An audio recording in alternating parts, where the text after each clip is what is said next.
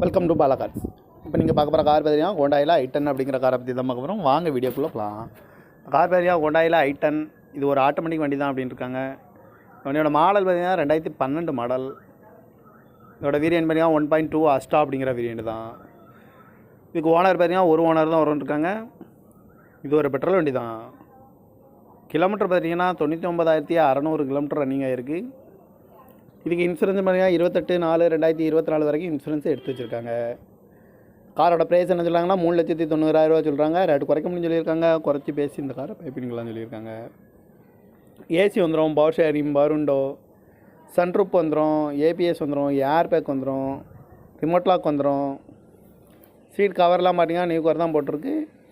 வண்டிக்கு tyre pan பார்த்தீங்கன்னா 4 டயருமே ஒரு 80% நல்லாயிருக்கும் அப்படின்ட்டு இருக்காங்க.